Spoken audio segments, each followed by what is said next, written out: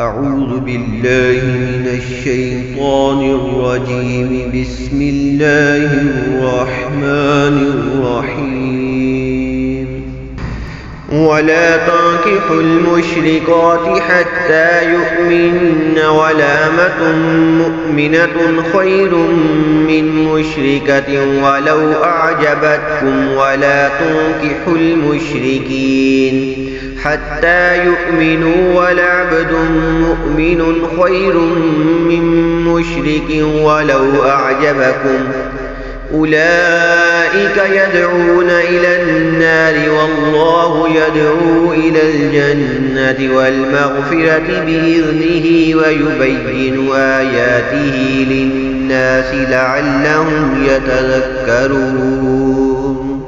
اور شرک والی عورتوں سے نکاح نہ کرو جب تک مسلمان نہ ہو جائیں، اور بے شک مسلمان لونڈی مشرکہ سے اچھی اگرچہ وہ تمہیں بھاتی ہو، اور مشرکوں کے نکاح میں نہ دو جب تک وہ ایمان نہ لائیں، اور بے شک مسلمان غلام مشرک سے اچھا اگرچہ وہ تمہیں بھاتا ہو۔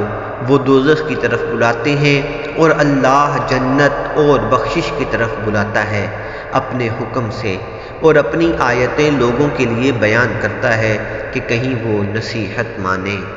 وَيَسْأَلُونَكَ عَنِ الْمَحِيضِ قُلْ هُوَ أَذًى فَاعْتَزِلُوا النِّسَاءَ فِي الْمَحِيضِ وَلَا تَقْرَبُوهُنَّ حَتَّى يَطْهُرْنَ فَإِذَا تَطَهَّرْنَ فَأْتُوهُنَّ مِنْ حَيْثُ أَمَرَكُمُ اللَّهُ إِنَّ اللَّهَ يُحِبُّ التَّوَّابِينَ وَيُحِبُّ الْمُتَطَهِّرِينَ۔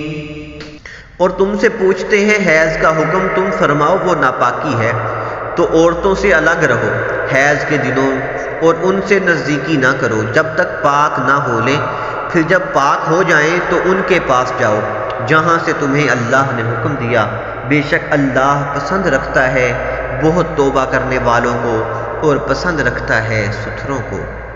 نساؤكم حرث لكم فأتوا حرثكم أنى شئتم وقدموا لأنفسكم واتقوا الله واعلموا أنكم ملاقوه وبشر المؤمنين۔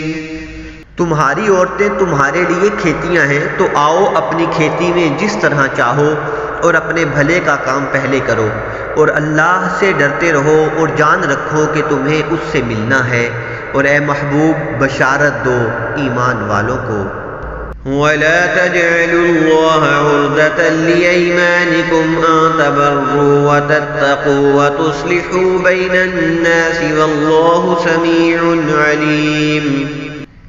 اور اللہ کو اپنی قسموں کا نشانہ نہ بنا لو کہ احسان اور پرہیزگاری اور لوگوں میں صلح کرنے کی قسم کر لو، اور اللہ سنتا جانتا ہے۔ لا يؤاخذكم الله باللغو في أيمانكم ولكن يؤاخذكم بما كسبت قلوبكم والله غفور حليم۔